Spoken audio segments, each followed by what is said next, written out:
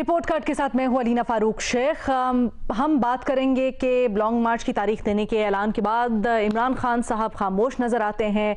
क्या हो रहा है, क्या हो सकता है, प्रोग्राम के सेकंड हाफ के ऊपर इसमें आज हमने बात करनी है। लेकिन सबसे पहले ये जो सियासी माहौल चल रहा है इसमें ज़रा हमने अपने तज्जियाकारों से इसको समझने की कोशिश करनी है, क्योंकि एक जानिब हम देखते हैं कि कितना सियासी माहौल में इस्तराब पाया जा रहा है, तशवीश है, अवाम परेशान है, उनको कोई आगे रास्ता नज़र नहीं आ रहा है, क्या होगा। हर दिन के साथ तशवीश पाई जा रही है। मईशत को देखें तो वहाँ पर बहुत सी कन्फ्यूजन है, कोई सही समत नहीं नज़र आ रही। महंगाई है वो बढ़ रही है, आने वाले दिनों के लिए भी कोई अच्छी खबर नहीं। आज ही की खबर है कि IMF ने तंबीह की है कि आपको मज़ीद टैक्सेस लगाने पड़ेंगे। न सिर्फ ये बल्कि कुदरती आफत सैलाब की वजह से रिहेबिलिटेशन प्रोसेस में क्या हो रहा है, इतने लोग हैं, दरबदर हैं, किस तरह से सारा कुछ मैनेज होगा। ये बहुत सारे सवाल, बहुत सा तशवीश, बहुत सा इस्तराब। लेकिन ऐसे में जो सियासी कायदीन हैं उनसे शिकवा ये कि वो कहीं गायब नज़र आते हैं। कुछ सियासी क़यादत जो हम देखते हैं बैरून मुल्क मुकीम है, बाहर से बयानात आ रहे हैं, सोशल मीडिया के ऊपर वो ट्वीट्स करते हैं, लेकिन मुल्की सियासत में यहाँ पर रहकर कोई किरदार उनका नज़र नहीं आता। दूसरी जो हुकूमत है उसके जितने मेंबरान हैं वो यहाँ पर रहने की बजाय, चीज़ों को मॉनिटर करने की बजाय हर दूसरे दिन किसी ना किसी दौरे पर चले जाते हैं। तो ये ज़रा समझने की कोशिश करेंगे ये जो सियासी क़यादत है ये गायब है कहाँ और इसकी वजह क्या है। इसको डिस्कस करने के लिए आज हमें ज्वाइन कर रहे हैं सुहेल वड़ायत साहब, इरशाद भट्टी साहब, रीमा उमर साहब और सलीम साफ़ी साहब भी हमारे साथ मौजूद है। सुहेल वड़ायत साहब, सबसे पहले आपका इसके ऊपर तज्जिया जानना चाहूँगी। क्या समझते हैं ये जो अवाम में बड़ी तशवीश है, कुछ समझ नहीं आ रहा है, इस्तराब है और ऐसे में सियासी क़यादत भी गायब है, क्या वजह है? मुख्तलिफ वजूहात हैं, कोई एक वजह तो है नहीं सियासी क़यादत के गायब होने की। एक तो वजह जाहिर है कि मुल्क के हालात सियासी ऊंच नीच का शिकार रहते हैं। नवाज शरीफ को अपनी जलावतनी इख्तियार करनी पड़ी, वो जेल में थे, जेल में बीमार हो गए, हुकूमत ने उन्हें रुख्सत कर दिया, तो उनकी वजह तो ये है। अब शहबाज शरीफ आए रोज इसलिए जाते हैं कि पाकिस्तान की मईशत का जो बुरा हाल है उसके लिए कहीं से पैसे इकट्ठे करके लाएं ताकि कुछ ना कुछ मईशत जो है वो चलना शुरू करे। तो मेरा ख्याल है कि इतनी तशवीश इस पे नहीं होनी चाहिए कि क्यों। सवाल यह है कि रिजल्ट क्या है। क्या रिजल्ट ये है कि पाकिस्तान की इकॉनमी जो है वो मुस्बत सिमत में जा रही है या नहीं? मेरा ख्याल है जा रही है। उसकी वजह यह है कि चंद जो इक़दामात हुए हैं या सिर्फ इसहाक डार साहब के आने के बाद से कुछ ऐसी डॉलर की जो है उसकी प्राइस जो है वो नीचे आई है, रुपया मुस्तहकम हुआ है। ऐसे लगता है कि इकॉनमी एक दफा फिर चलने को तैयार है। जाहिर है फौरन तो नहीं है, एक कोई स्विच बटन तो है नहीं कि फौरन चल पड़ेगी, लेकिन जो गिरावट नजर आ रही थी हर रोज वो रुक गई है। महंगाई का जो पहिया तेजी से आगे जा रहा था वो भी ऐसा लगता है कि रुक गया है। तो अगर सियासी क़यादत जो गवर्नमेंट की है ये अगर बाहर जा रही है तो चलो कुछ ना कुछ उसके पॉजिटिव रिजल्ट्स भी आ रहे हैं। नवाज शरीफ को भी वापस आना चाहिए, जल्द वापस आना चाहिए और वापस आके मुल्क की सियासत में रोल अदा करना चाहिए। लेकिन वो कहेंगे कि मेरे जो केसेस हैं, मेरे केसेस नहीं सुने जा रहे, मेरे केसेस सुने जाएं और मेरे पहले जो अपीलें हैं वो सुन के फैसला किया जाए, मैं फिर आऊँगा। वो भी इसके ये कहने में हक बजानिब होंगे। तो मुख्तलिफ वजूहात हैं। मेरा ख्याल है कि सबको एक लड़ी में पुरोया नहीं जा सकता कि सारे एक ही वजह से बाहर जाते हैं और एक ही वजह से अवाम इसलिए परेशान है। अवाम की परेशानियां तो अपनी है, बेचारों की इकनॉमिक परेशानियां हैं, अपनी सियासी परेशानियां हैं। तो वो परेशानियां अलग हैं जिनका फौरन हल नजर नहीं आ रहा, वो ज़ाहिर है लॉन्ग टर्म है। तो लॉन्ग टर्म में इंशाल्लाह हल जरूर निकल आएगा। अच्छा भट्टी साहब, आप अग्री करते हैं सुहेल वड़ायत साहब जो कह रहे हैं कि आवाम की परेशानी जो है वो लॉन्ग टर्म उसका हल है, और अगर आप शॉर्ट टर्म में देखें तो हुकूमत बेशक बाहर जा रही है लेकिन जो नताइज लेके आ रही है वो दुरुस्त समत में जा रहे हैं, उससे तो बेहतरी आ रही है। तो इस्तराब नहीं होना चाहिए आवाम को। डोलती मईशत, डोलती कौम, डोलता पाकिस्तान और अहम सियासी क़यादत मुसलसल बैरून मुल्क। वजह क्या है? वजह है मैडम शेख चोरां दा माल डांगां दे गज़। वजह है मैडम शेख के सब पौने 4 साल जमहूरियत उठा कर अपने कंधों पर थक गए थे, अब ज़रा बैरून मुल्क जाकर थकावट उतारने जाते हैं और आते हैं। वजह है चूँकि इमरान खान से बड़ी मुश्किल से जान छूटी थी, अब बारी बारी सब शुक्राने के नफल पढ़ने आ जा रहे हैं। वजह है मैडम शेख चूँकि बिलावल भुट्टो के अगली बार वज़ीर आज़म के उम्मीदवार हैं, लिहाजा इस 1.5 साल में इन्हें पूरी दुनिया घूमनी और अपना CV इम्प्रूव करना है। वजह है मैडम शेख शहबाज शरीफ की बहैसियत वज़ीर आज़म ये पहली और आखिरी बारी है, लिहाजा वो इतनी बार बलूचिस्तान या KP के दौरे पे नहीं गए जितने बार के दौरे उन्होंने कर लिए हैं। वजह है चूँकि ये 13-14 जमाती चूँ का मुरब्बा है, लिहाजा कोई किसी को जवाब दे नहीं, सब मन मर्जियाँ कर रहे हैं। वजह है मैडम शेख चूँकि अक्सरियत की औलादें जायदादें कारोबार बाहर हैं, लिहाजा अब ज़रा थोड़ा सा टाइम मिला है तो वो उन चक्रों में पड़े हुए हैं। वजह है इस हकूमती इत्तेहाद का बड़ा और सब फैसले करने वाला चूँकि बाहर है, लंदन में है, लिहाजा सबको मजबूरन आना जाना पड़ रहा है। वजह है चूँकि ये यही काम करने आए थे, लिहाजा यही काम कर रहे हैं। वजह है चूँकि मईशत, महंगाई, बेरोज़गारी, गुर्बत इनकी प्रायोरिटी नहीं थी, लिहाजा इस पर वो कोई फोकस ज़्यादा नहीं कर रहे। लिहाजा ये सब फिल्म माल बचाओ खाल बचाओ में परफॉर्मेंस पर तवज्जो नहीं दे रहे, बाकी सारी चीज़ों पर तवज्जो दे रहे हैं। इनको पता है फिल्म हिट हो जाएगी। कोई मैडम शेख कोई नियाग्रा फॉल देखने जा रहा है, कोई इस लंदन में जी हजूरी कर रहा है, कोई सऊदी अरब शाही दरबार में पहुंचा हुआ है, कोई दुबई चेकअप करवा रहा है, कोई लंदन इलाज करवा रहा है, कोई जनादे देखने सोहेल साहब कह रहे हैं ना नताए जा रहे हैं। आप देखिए पहले इतना बुरा हाल था, अब आपको मईशत में बेहतरी नजर आ रही है, लेकिन ये लॉन्ग टर्म चीज है। सोहेल साहब आपको जवाब दे रहे हैं इस चीज का, आप क्या कहेंगे?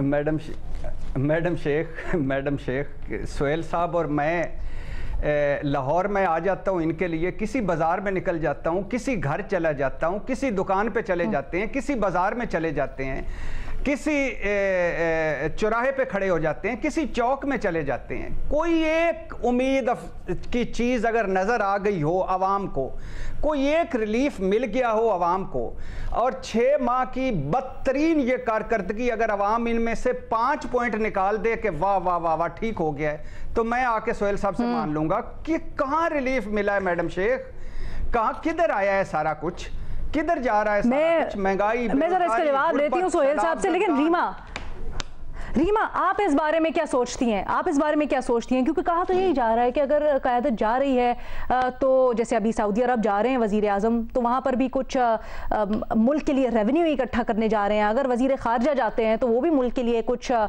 सिफारती महाज पर लेन देन के लिए जाते हैं, लेकिन भट्टी साहब अग्री नहीं कर रहे हैं, कह रहे हैं ऑन ग्राउंड सिचुएशन बिल्कुल फ़र्क है। जी शुक्रिया लीना।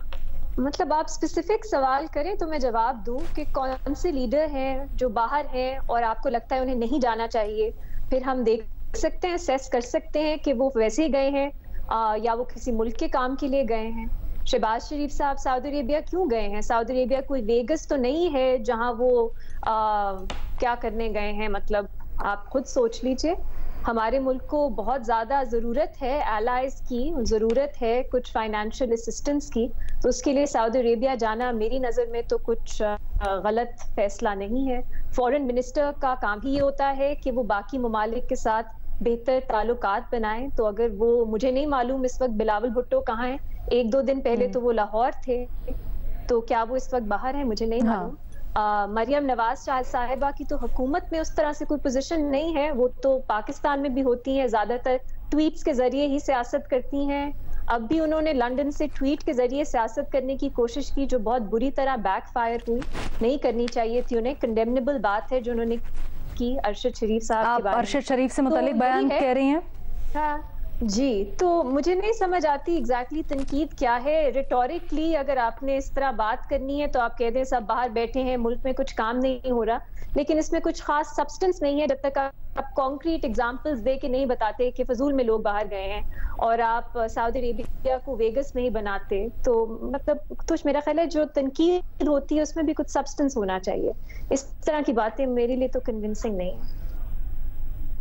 नहीं समझ आ रही है आपको, ठीक है। सलीम साफी साहब आपकी इस पे क्या राय है? जावेद लतीफ़ साहब ने, वफाकी वजीर हैं, गुज़श्ता रोज़ जो हामिद मीर साहब को बयान दिया है अपनी हुकूमत से मुतल्लिक कि बेबस हैं, बड़ा तशवीशनाक सर। जी, पहले तो मैं जो मरियम नवाज साहब ने आज अरशद शरीफ साहब से मुतालिक एक जो किसी ने बकवास की और उसको रीट्वीट किया और उस पर उन्होंने जो कमेंट्स दिए, मैं उनकी शदीद अल्फाज में मजम्मत करता हूँ। और किसी से इख्तलाफ, यानी अरशद शरीफ साहब के नज़रियात या तर्ज सहाफ़त से मुझे भी इख्तलाफ था। और मरियम साहबा ये बात भी मद्देनज़र रखें कि जब मरियम साहबा के साथ ज़्यादती हो रही थी या उनकी वालदा वहाँ पे वफ़ात पा गई, तो हमने उनके साथ भरपूर हमदर्दी का इजहार किया था। और जिन लोगों ने उसका मजाक उड़ाया था तो उस पे यहाँ हमें दुश्मनियाँ मोल लेनी पड़ी बड़े ताकतवर लोगों की। उसका ये मतलब नहीं था कि हम मरियम नवाज साहबा या उनके वालिद की सियासत से या नज़रियात से पूरी तरह इत्तेफाक करते हैं लेकिन हम सिर्फ इंसानी पहलुओं को देखते थे। तो आज ऐसे आलम में कि जबकि अरशद शरीफ साहब को कत्ल कर दिया गया है और उनकी माँ पे जो गुज़र रही है और उनकी वाइफ पे जो गुज़र रही है, उनके अहल खाना और दोस्तों पे जो गुज़र रही है, तो उसमें एक कौमी सतह की लीडर की तरफ से इस तरह ज़ख्मों पे नमकपाशी करना ये इंतहाई काबिल मज़म्मत था। मेरे ख़्याल में उनको फ़ौरन इसे वापस लेना चाहिए और उनके ख़ानदान से और लवाहिकीन से उनको माज़रत करनी चाहिए। पहली बात तो ये है। दूसरी बात, उनको ये भी मद्देनज़र रखना चाहिए कि बहरहाल इस वक्त अगर वो हुक्मरान हैं तो इस मुल्क में ऐसा माहौल क्यों बना है कि सहाफ़ी, उनका मौक़िफ़ ठीक है या गलत है। मसलन हमने इमरान खान साहब के दौर में भुगता है, उससे पहले भुगता है, लेकिन ये भी इस हुकूमत की ज़िम्मेदारी है कि वो इस मुल्क पे ऐसे इन्वायरमेंट पैदा करे कि कोई सहाफ़ी जबर की वजह से पाकिस्तान छोड़ने पर मजबूर ना हो। तीसरी बात, मैं ये आने जाने की बजाय मैं एक तो खारजा महाज पे जो अफरात व तफरीत इमरान खान साहब के दौर में हुई थी उसको बिलाशुबा बड़ी हद तक इस हुकूमत ने कवर कर लिया है, रिकवर कर लिया है मुख्तलिफ ममालिक के साथ ताल्लुकात को। इसी तरह मईशत भी जो तबाह हुई है तो वो महीने 2-3 में नहीं हुई है, बल्कि वो सालों से, जब कभी आप IMF के पास जाते हैं फिर नहीं जाते हैं, फिर उनके शराइत दस्तखत कर लेते हैं फिर पूरा नहीं करते, फिर वज़ीर ख़जाना बनाते हैं, IMF का बंदा लाके वो स्टेट बैंक में बिठाते हैं, तो उसमें ये सारे फैक्टर्स थे। वो एक मुसीबत थी जो इनके गले में पड़ी थी। लेकिन मैं अब एक इस बात पे हैरान हूँ जी, जावेद लतीफ़ का आपने हवाला दिया कि इन दोनों का झगड़ा किस बात पे है, इमरान खान और इनका। आज से 6 महीने पहले जो इमरान खान का मौक़िफ़ था, आज वही मौक़िफ़ मुस्लिम लीग नून पीपल्स पार्टी JUI का है। और आज से 6 महीने पहले जो उनका मुतालबा था वो आज इनका मुतालबा है। मसलन उस वक्त वो कहते थे जल्द इलेक्शन कराओ, इमरान खान कहते थे असम्बली मुद्दत पूरी करेगी, अब ये कहते हैं जल्द इलेक्शन कराओ। दूसरी बात, दोनों हुकूमत में भी है। मसलन इस वक्त अगर शहबाज शरीफ और बिलावल और ये लोग यहाँ मरकज में हुक्मरान हैं तो आधे से ज्यादा पाकिस्तान पे इमरान खान हुक्मरान है, ना उनको जेल भेजा गया है ना कुछ और भेजा गया। तो दोनों हुक्मरान भी हैं, दोनों अपने अपने जो कल का नैरेटिव इन्होंने अपना लिया है, इनके नैरेटिव को उसने अपना लिया है। बीच में जो है हम खामखा मुफ्त में पैसे जा रहे हैं या अरशद शरीफ जैसे लोग पैसे जा रहे हैं या भट्टी साहब दिल कर रहे हैं। तो मैं इस बात पे हैरान हूँ कि ये लोग आपस में बैठ के, जिस तरह अभी इक़्तिदार तकसीम हुआ है, जिस तरह एक दूसरे के बयानिए एक दूसरे को शिफ्ट कर लिए हैं, तो आपस में बैठ के वो 1-2 खुफिया मुज़ाकरात की बजाय हुकूमत और इमरान खान आपस में बैठ के कोई रास्ता क्यों नहीं निकाल लेते? कहें भाई ये मीसा के मईशत करते हैं, ये फ्री इलेक्शन कमीशन का तरीका बनाते हैं ये सर। लेकिन इसकी तो कुछ झलक हमें, आप बिल्कुल दुरुस्त कह रहे हैं, लेकिन इसकी झलक तो हमें कुछ आज मरियम नवाज के ट्वीट में भी नजर आती है ना, कि गुस्सा इतना है, नफरतें इतनी हैं कि सही गलत हम भूल जाते हैं। हम भूल जाते हैं कि हमारा कद क्या है, हमारे अल्फाज से क्या रेप्रिकॉशंस हो सकते हैं, हम बस नफरत के ऊपर चलते हैं और शायद इसी वजह से नहीं इकट्ठा बैठ रहे। भट्टी साहब भी कुछ इसमें ऐड करना चाहते हैं, मुख्तसर रखिएगा प्लीज भट्टी साहब, और अगर आप जवाब देना चाहें, आपकी राय मुख्तलिफ है सबसे। मैडम शेख, मैं रीमा साहबा और सलीम साफ़ी साहब से की बात आगे बढ़ाना चाहता हूँ। अल्लाह मरियम नवाज साहबा की वालदा और दादी को जन्नत नसीब करे, आला मकाम उनको जन्नत में अता करे। दुख की बात होती है किसी प्यारे का जाना। और अगर मैंने कभी ज़िंदगी में, पहले तो कहा ही नहीं, अगर कभी कहा हो कोई इस हवाले से, इन दो ख़वातीन के हवाले से कोई लफ्ज़, तो मैं उस पर माजरत चाहता हूँ और हमेशा चाहूँगा। लेकिन जो उन्होंने बात की अरशद शरीफ साहब के हवाले से, अरशद शरीफ हमारा दोस्त था, हमारा कोलीग था, ब्रेव इंसान था, कमाल का जर्नलिस्ट था। और मैं कल रात गए तक उनकी जवेरिया, उनकी वाइफ अपनी बहन के साथ बैठा हुआ था। जो उनका दुख था, जो वालदा का, जो बच्चों का, तो मुझे दुख हुआ है। और मरियम नवाज साहबा से मुझे ये तवक्को नहीं थी। मेरी जब बेगम गई इस दुनिया से, तो उन्होंने ट्वीट किया इस पर और मुझसे कंडोलेंस की, जिसका मैं उम्र भर उनका शुक्रगुजार हूँ। मगर आज मुझे दुख हुआ।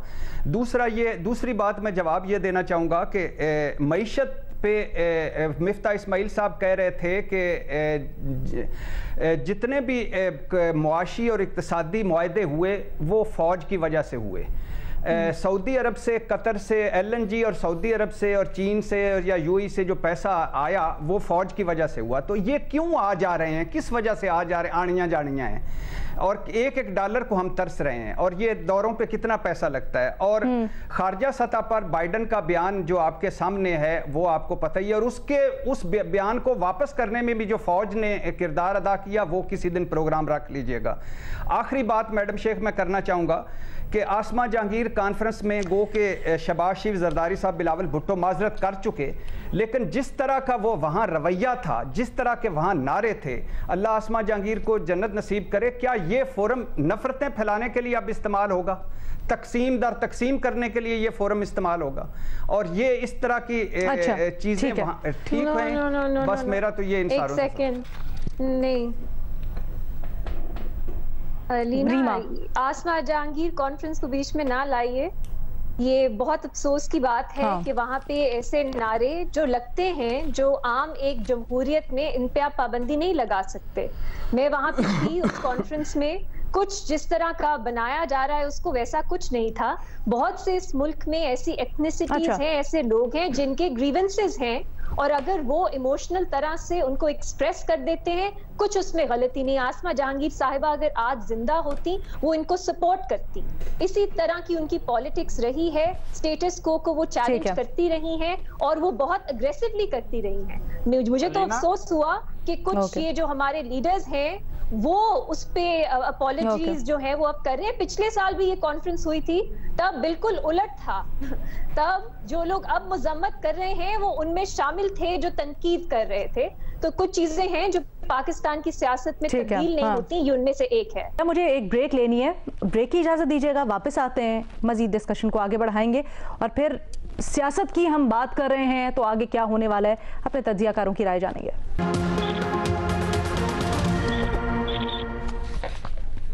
वेलकम बैक जी। साबिक वज़ीर आज़म इमरान खान ने गुज़श्ता हफ्ते ऐलान किया कि वो इस जुमे को या जुमेरात को लॉन्ग मार्च की तारीख का ऐलान करने वाले हैं। इससे काफ़ी लोगों में तशवीश की लहर दौड़ गई कि अब आगे क्या होने वाला है, क्योंकि कुछ मुज़ाकरात की खबरें भी चल रही थी। लेकिन अब इमरान खान साहब उसके ऊपर खामोश नज़र आ रहे हैं। दूसरी तरफ तोशाखाना केस भी है जो इस्लामाबाद हाई कोर्ट में जिसकी समाअत होनी है। लेकिन यहाँ पर दो राय पाई जाती है लॉन्ग मार्च से मुतल्लिक। कुछ खबरें ऐसी हैं कि इमरान खान साहब ऐलान कर देंगे और उसके बाद आगे क्या होने वाला है ये एक बड़ा सवाल। लेकिन दूसरी जानिब जो मुखालिफिन हैं, खासकर हुकूमती शख्सियात को ले लीजिए, वो ये कहते हैं कि इमरान खान साहब लॉन्ग मार्च का ऐलान नहीं करेंगे और ना ही इसे टॉलरेट किया जाएगा। वो ये कह रहे हैं कि ये सिर्फ एक गीदड़ भभकी है। मुसद्दिक मलिक साहब ने तो कल यहाँ तक कहा कि इमरान खान के सियासी गुब्बारे से हवा निकल चुकी है।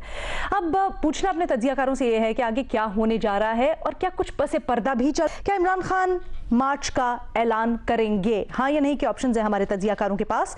इरशाद भट्टी साहब क्या समझते हैं, क्या इमरान खान साहब लॉन्ग मार्च का ऐलान करने जा रहे हैं? अवाम जानना चाहती है तो अवाम के जानने के लिए अर्ज है कि अभी भी PTI में सलाह मशवरे जारी हैं। अभी भी कोई हतमी नतीजे पे नहीं पहुंचे कि लॉन्ग मार्च करना चाहिए या नहीं करना चाहिए। और अभी भी है कि अगर लॉन्ग मार्च हो जाता है तो प्लान A उनका और है, प्लान B उनका और है। और प्लान ए और प्लान बी में अदालत उनके सामने है कि अदालत अगर हुक्म दे देगी, अगर हम कुछ कर भी लेंगे, लोग निकल भी आएंगे, तो फिर क्या होगा? लॉन्ग मार्च अगर कर लिया तो फिर लॉन्ग मार्च से हुकूमत तो ना जानी चाहिए, ना जाती है, और ना इस्लामाबाद को चारों तरफ से घेर के या कोई जत्थे ला के हुकूमत गिरानी चाहिए, ना गिरनी चाहिए। लेकिन वो कहते हैं अगर ले आए, ये कर लिया तो फिर क्या होगा? और ये अभी भी सलाह मशवरे जारी हैं, और मंडे या ट्यूसडे को उनकी एक मीटिंग है, कोर कमेटी की मीटिंग में, उसमें डिसाइड होगा कि अब आगे करना क्या है और कैसे करना है। एक आखिरी जुमला है कि मुज़ाकरात से मुताल्लिक बातचीत हो रही थी। जी नहीं मैडम शेख, वो मुज़ाकरात अब किसी सतह पे भी मुज़ाकरात इमरान खान साहब चाहते हैं इलेक्शन नहीं हो रहे, ठीक है, और मुज़ाकरात इस्टेब्लिशमेंट ने कहा है कि हम किसी को मजबूर नहीं कर सकते कि वो इलेक्शन के जाके इलेक्शन करवाएं, ये आपका सियासत है, आप करें। तो लिहाजा इसके ये तो एंड हो गया। बाकी नवंबर की तकर्री थी, वो लॉन्ग मार्च होता है या नहीं होता, वो भी निकल गई। तो अब ये चीज़ें तो हो गई। आखिरी बात के मुसद्दक मलिक साहब ने कहा इमरान खान के सियासी गुब्बारे से हवा निकल गई। मुसद्दक मलिक साहब तुसी ग्रेट हो, आई लव यू। आपके पास जहर खाने को पैसे नहीं, दौरे इतने कर लिए हैं, अल्लाह आपका भला करे। अच्छा सलीम साफी साहब, आपकी इसके ऊपर क्या राय है? भट्टी साहब कह रहे हैं एक तरफ के मुज़ाकरात नाकाम हो गए हैं, बाकी जो सारी चीजें थी वो भी निकल गए हैं, तो सर फिर खान साहब के पास पत्ते बचे क्या? क्या वाकई खान साहब बंद गली में चले गए हैं या अभी भी लॉन्ग मार्च? देखिए, जो इस प्रोग्राम में हम रोज़ाना डिस्कशन करते हैं कि जावेद लतीफ़ कहते हैं हमारे पास कोई इख्तियार नहीं है, इमरान खान आके कहता है कि जी मेरे पास तो कोई इख्तियार नहीं था, बाकी इस तरह की बातें होती हैं। अभी आप देखें कि अगर यहाँ पे आज इमरान खान साहब उधर सिविलियन सुपरमेसी के लिए बड़े वो बने हुए थे पेशावर में, लेकिन कल मंजूर पश्तीन के खिलाफ इमरान खान साहब की हुकूमत ने, पंजाब में उनकी हुकूमत है ना, तो उन्होंने मंजूर पश्तीन के खिलाफ गद्दारी और बगावत का मुकदमा दर्ज किया है, और किसी के कहने पे किया होगा ना।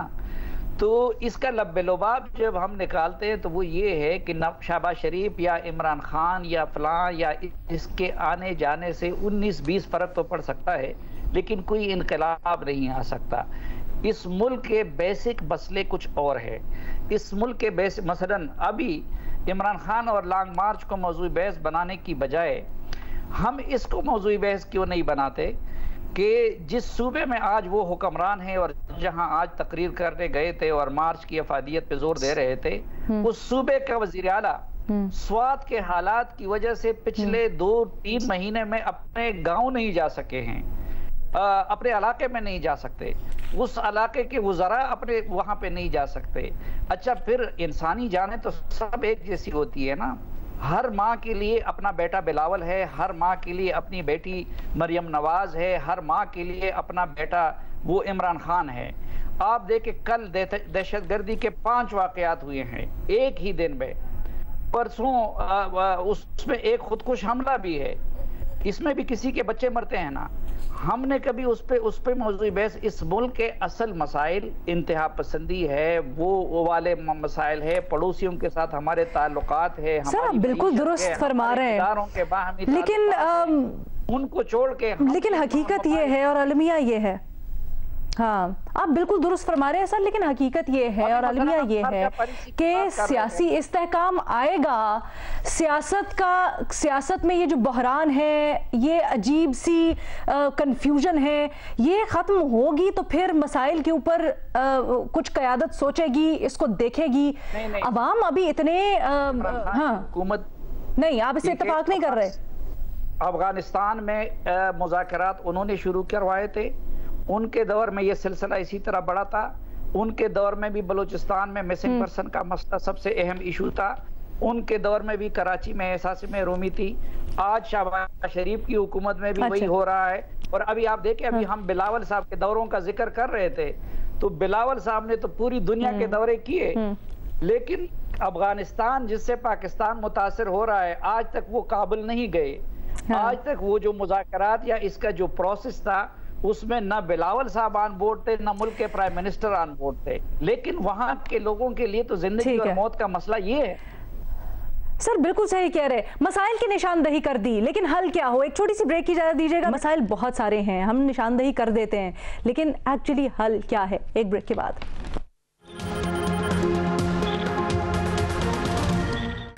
बुनियादी सवाल हमारा कुछ यूँ है कि क्या इमरान खान, जिन्होंने आज से एक हफ्ता पहले तकरीबन लॉन्ग मार्च की तारीख देने का ऐलान किया था जुमे या जुमेरात को, क्या वो देंगे? क्या सियासत में इस वक्त चल रहा है और आगे क्या होने वाला है? सुहेल वड़ायत साहब, आप क्या समझते हैं? इसके साथ साथ जो हमारी बहस चल रही थी ब्रेक से पहले कि बहुत सारे मसाइल हैं और उनकी निशानदही हम गाहे गाहे करते रहते हैं, लेकिन इनका हल क्या है? देखिए जी, पहली बात तो आप लॉन्ग मार्च पे आप बात कर रही थी, तो लॉन्ग मार्च के हवाले से अर्थ ये है कि लॉन्ग मार्च तो मुल्क की तारीख से वैसे ही मिट जाने चाहिए। ये तरीका ही गलत है। ये एक जत्था बना के आके कैपिटल को घेर लेना और कैपिटल पे मजबूर करना कि आप रिजाइन करें, ये तरीका ही गलत है। मेरा ख्याल है ये तो अगर तरीका ये आम हो जाए तो फिर तो कोई हुकूमत चल ही नहीं सकती।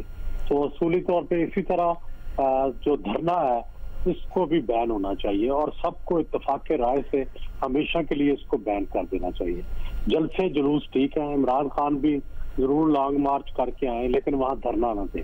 अगर धरना देंगे तो मेरा ख्याल है गवर्नमेंट क्रिपल हो जाएगी। पिछली दफा भी गवर्नमेंट क्रिपल हो गई थी और गवर्नमेंट की वर्किंग रुक गई थी। अगर इस तरह भी उन्होंने किया, इस दफा भी किया, तो जाहिर है गवर्नमेंट क्रिपल हो जाएगी और ये तरीका ठीक नहीं होगा। दूसरी बात ये कह रहे हैं कि आपके मसाइल कैसे हल हो। देखिए, मसाइल तो बहरहाल दुनिया में तरीका यही है कि कंसेंसस से हल होते हैं, सोसाइटियां कंसेंसस से बनती हैं। अब भी जो सिस्टम चल रहा है ये कंसेंसस की वजह से है। 1973 का आइन जो है ये कंसेंसस की वजह से बना था, उसी पे मुल्क चल रहा है और उसी के मुताबिक ये सारा सिस्टम चल रहा है। अब मजीद कंसेंसस की जरूरत है, मुईशत पे कंसेंसस की जरूरत है, जैसे सलीम साफी साहब कह रहे थे, जैसे पॉलिटिकल जो रिफॉर्म्स है, इलेक्शन रिफॉर्म्स, उस पर जरूरत है, इस पर डायलॉग होने की जरूरत है। तो ये अगर करें और खान साहब इसके लिए मेहरबानी ये करें कि ये वापस असेंबली में आ जाए और असेंबली में वापस आकर इस मसले को हल करें। ठीक है, ये आपकी दिलचस्प राय है जब आप कहते हैं कि लॉन्ग मार्च और जो होते हैं धरने होते हैं इनको बैन कर देना चाहिए, लेकिन फिर हम सुनते हैं रीमा कि और हकीकत भी यही है, जो जमहूरी मार्चे होते हैं उनमें एहतजाज तो हक होता है आवाम का। क्या आपको लगता है कि बैन ही हल है या फिर कोई तरीका कार वजह करें या क्या करें?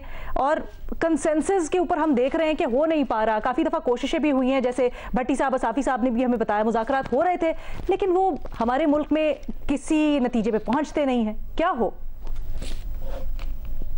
तीन छोटी छोटी बातें। पहली तो ये, मैं बहुत दिलचस्पी रखती हूँ कि इमरान खान साहब लॉन्ग मार्च अनाउंस करें, क्योंकि वो कहते हैं एक मुख्तलिफ तरह की लॉन्ग मार्च होगी, फैमिलीज आएंगी, सब बहुत एंजॉय करेंगे। तो ये एक मुख्तलिफ तरह की लॉन्ग मार्च होगी। मैं जानना चाहती हूँ कि कैसे एंजॉय करेंगी फैमिलीज लॉन्ग मार्च में।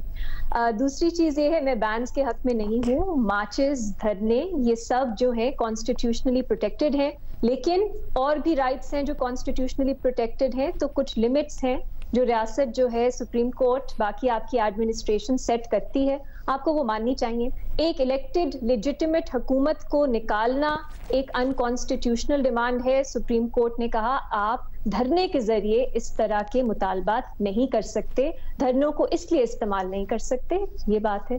तीसरी, हम बहुत सुनते हैं कि आप तनकीद तो करते हैं, सोल्यूशंस क्यों नहीं देते? सोल्यूशंस क्या है?